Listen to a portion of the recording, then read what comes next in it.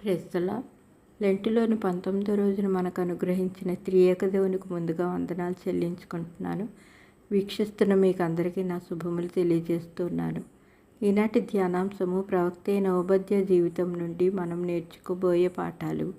ఈయన పేరుకు అర్థం యెహోవా సేవకుడని లేదా దైవారాధకుడని అర్థం. ఇతని కుటుంబం గురించి బైబిల్లో ఎక్కడ వ్రాయబడలేదు. ఈయన షెకెము దేశంలో పుట్టాడు. ఈ దేశం ఎన్నో ధ్వజస్తంభాలతోనూ ఎన్నో సాంప్రదాయాలతోనూ నరబలులతోనూ నిండిన ప్రాంతం. వాటి మధ్య నుండి దేవుడు ప్రవక్తగా ఓబద్యాను పిలుచుకున్నాడు. బైబిల్లో మొత్తం 10 మంది ఈ ఓబద్య అనే పేరుతో ఉన్నారు. ఈ ప్రవక్త ఆహాబు రాజు యెజెబెల్ కాలంలో జీవించాడు. ఇతడు చాలా ధనవంతుడు. ఆ డబ్బు మొత్తం ప్రవక్త శిష్యులను యెజెబెల్ నుండి దాచి వారిని పోషించటానికి ఖర్చు చేశాడు. దేవుడైన యెహోవా ఇశ్రాయేలు ప్రజలను చెరకు పంపినప్పుడు వ్రాయబడినదే ఈ ఓబద్య గ్రంథం.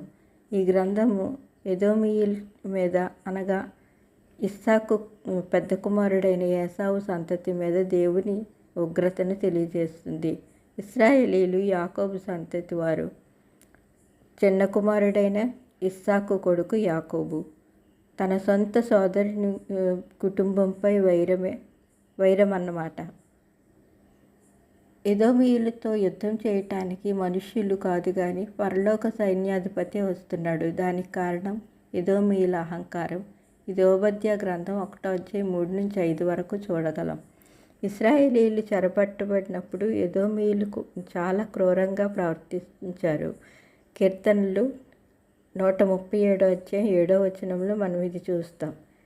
ఇశ్రాయేలీల్లో తప్పించుకునే వారిని ఎదోమీయులు తిరిగి తీసుకొని వచ్చి వారి శత్రువుల చేతికి అప్పగించారు.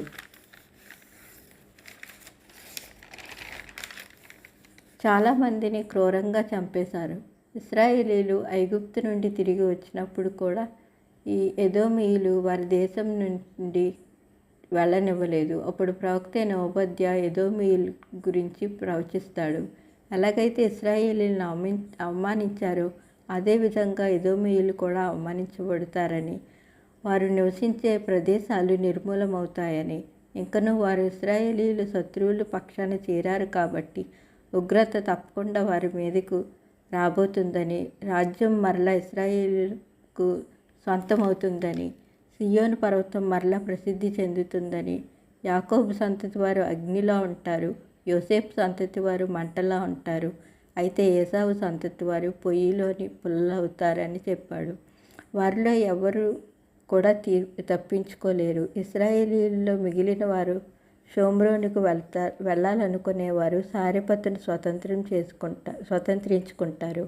ఎదోమీయులు బబులోను రాజు చేతికి అప్పగింపబడతారు అని ప్రవచించాడు ఓబద్య. ఓబద్య గ్రంథ విభజన చూద్దాం. ఈ గ్రంథం పాత నిబంధనలోని గ్రంథాలన్నింటిలోనికి చిన్నది. ఒకే ఒక అధ్యాయం కలిగి 21 వచనాలు కలిగి ఉంటుంది. ఇది సుమారు క్రీస్తుపూర్వం 845లో వ్రాయబడింది. దీని ముఖ్యాంశం ఎదోము వారు ఇశ్రాయేల్ వారిపై పగపట్టి దౌర్జన్యం చేసినందువల్ల వారిపై రాబోయే శిక్ష. దీని విభజన ఎలా చేశారో చూద్దాం. ఓబద్య గ్రంథం 1-9 వచనాలు. ఎదోము వారిపై రానున్న వినాశనం. 1-4 వచనాలు తిరస్కారానికి గురి కావడం. 5-9 వచనాలు దోపిడీకి గురి కావడం. 10-14 వచనాలు తీర్పుకు కారణాలు. 15-16 వచనాలు ఎదోముపైకి ఇతరులపైకి రానున్న తీర్పు. చివరిగా 17-21 వచనాలు ఇశ్రాయేల్ వారి విముక్తి, గత వైభవ పునరుద్ధరణ. ఇది ఈ గ్రంథ విభజన. ఈ ప్రవక్త నుండి మనం నేర్చుకున్న పాఠాలు ఏంటంటే, గ్రంథంలో మొదటి వచనంలోనే తాను ఒక దర్శనం చూసినట్లుగా చెప్తాడు. దీన్ని బట్టి చూస్తే అతడు ఎంత పవిత్రంగా జీవించాడో అర్థమవుతుంది. ఏలీకి అతని కుమారులకు కనిపించని దర్శనం బాలుడైన సమూయేలుకు కనిపిస్తుంది. పవిత్రమైన వారికే ఇది దర్శనాలు వస్తాయని మనకు అర్థమవుతుంది.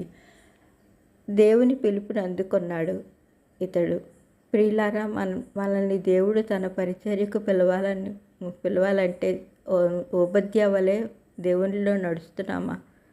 మూడవదిగా చూస్తే దేవుడు చెప్పమన్నది ధైర్యంగా ప్రవచించగలిగాడు. రాజుకైనా సరే ధైర్యంగా ప్రవచించేవాడు. మరి నీవు నేను ప్రభువు గురించి ధైర్యంగా బోధించగలుగుతున్నామా?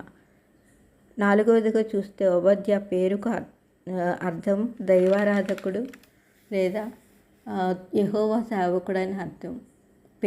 పేరుకు తగ్గట్టు తన జీవితం అంతా దేవునికి అర్పించి ఆయన్ని ఆరాధిస్తూ ఆయన సేవ చేయగలిగాడు. ఆమోసు పేరుకు అర్థం భారం మోసేవాడని తన పేరుకు తగ్గట్టు ఆత్మల భారం కలిగి సేవ చేశాడు. ఇలా ప్రవక్తలందరూ వారి పేరుకు తగ్గట్టు సేవ చేశారు. మరి నీవు నేను పెట్టిన పేరును సార్థకం చేసుకుంటున్నామా? ప్రార్థన చేసుకుందాం. దయగల తండ్రి, మేము కూడా ఓబద్యా వలె మమ్మల్ని మేము సమర్పించుకొని నీ బాటలో నడిచి ఇతరులకు నీ గురించి ధైర్యంగా చెప్పగలిగేలా మార్గదర్శకమైన జీవితాన్ని జీవిస్తూ నీవు మాకు పెట్టిన పేరును సార్థకం చేసుకునేలా చేయమని వేడుకుంటున్నాను దేవా. ఆమేన్. Praise the lord.